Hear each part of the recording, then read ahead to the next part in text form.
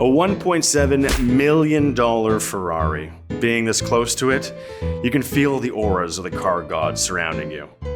Or maybe that's the speed demons I'm feeling. My heart's racing and I'm not even driving this Pinot Verde metallic green wonder. We're going to talk about where this 1963 original bodied rarity comes from, what it has to do with the 77 World Series, and how in 2021 this Ferrari 250 GT Lusso could catapult you, yes, even you, to the top of the social layer cake.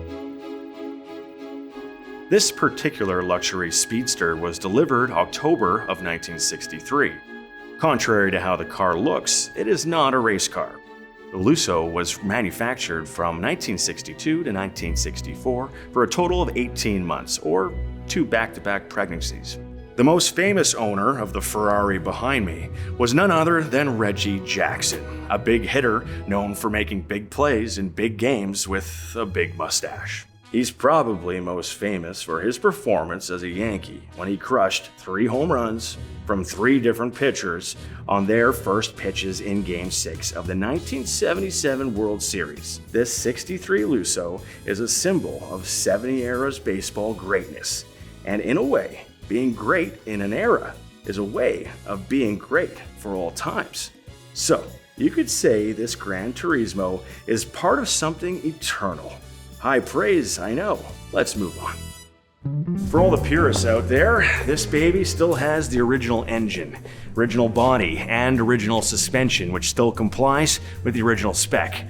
Basically, this baby still drives the way it did when Lyndon B. Johnson was still taking baths in the White House. More interior space is made possible by moving the engine to the front, a relative oddity when it comes to Ferrari.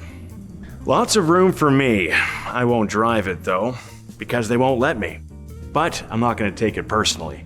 Here at Automobiles Etcetera, they won't let anyone put any kilometers on it.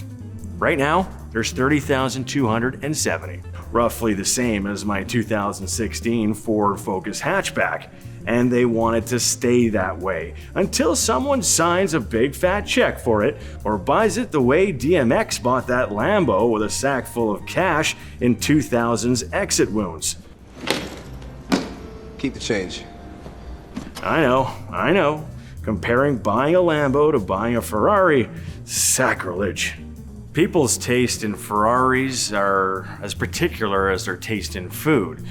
And it's almost impossible to know which restaurant has the best menu, but being here in the now, next to this curvy classic, I can say that this is the most sensual car I've ever seen.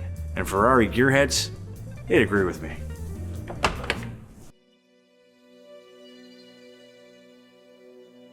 Ferraris aren't for everyone. Remember the promo event for the movie Redline back in 2007 when comedian Eddie Griffin crashed an ultra-rare Ferrari Enzo in a matter of seconds? Brother can't drive. Yeah, it's funny when bad things happen to other people. Anyway, that was one of 400 of those Enzos made, and this car is rarer than that Enzo. This is number 125 of 350 units produced. Okay, we're narrowing it down, but not quite at the core of it yet. It has that unique Pinot Verde metallic green shade thanks to the paint job it got when Reggie Jackson had it completely restored by Grand Prix Motors out of San Jose, California in 1998. I used to have a green car, and I always thought myself special for having that color. Why? No, they say geniuses pick green. It means a lot coming from him. Of course, you could simply buy a green Ford Taurus or Honda Accord, but let's dig a little deeper, shall we? Like Billy Crystal and Martin Short's short run on Saturday Night Live, this Ferrari's short time in production was more memorable than many cars that had much longer runs. This luxury vehicle is a Platinum Award winner of the Ferrari Club of America. It's also Ferrari Red Book Class C certified and Marcel Massini certified, so yeah, it checks a lot of boxes. It's the last of the 250 lineage, the grand finale, if you will, of a dozen-year run that commenced in 1952 with the 250S. This last-of-its-kind Ferrari can be seen in the movie Tower Heist. Agent Denham, that is a 1963 Ferrari 250 GT Lusso. And Hollywood royalty Steve McQueen drove a brown one, and guitar god Eric Clapton a silver one. Ferrari visionary and founder Enzo Ferrari marked the end of the marketing of the 250 era by saying, Ferrari racing cars were sold for car racing lined with traffic so that it can make the race competitive. These were made and sold for the people who want to be highway superstars to give him and his gang more petty cash to R&D bigger, better racing cars and feed his racing addiction. There are more expensive 250 GT Ferraris out there, like 61's 250 GT California. An original version of the car, featured in Ferris Bueller's Day Off, was auctioned in 2016 for $17 million, and another sold for $18.5 million a year prior. Wow.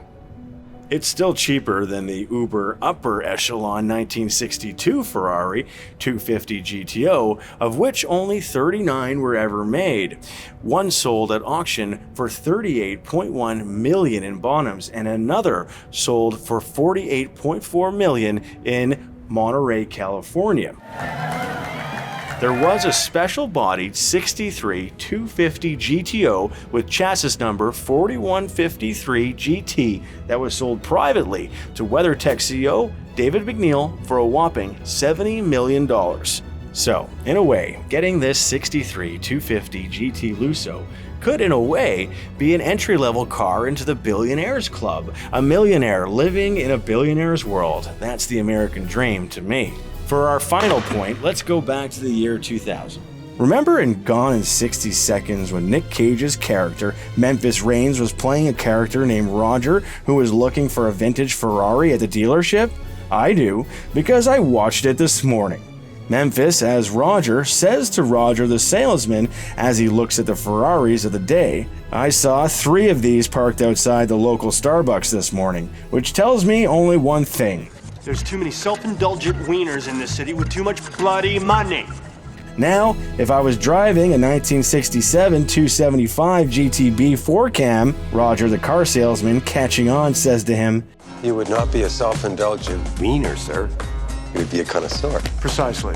Okay, he's talking about the car's successor, but the same principles apply. Money doesn't buy class. And if you have $1.7 million in automobile budget, then you can buy pretty much whatever car you want. A 1001 horsepower Bugatti Veyron, a Aston Martin 177, a Lamborghini Reventon, 5 Ferrari Romas in every color you want, and still have some change to buy your Starbucks. But hey, if you really want to stand out, you want to hit the big time in the big city strips and the showrooms, you gotta have one thing. That's taste. You can ask any of the top chefs, hey, Steve Jobs, if you want to make it in the big time, you gotta have taste. And this green machine behind me, well, it says good taste, clear as day.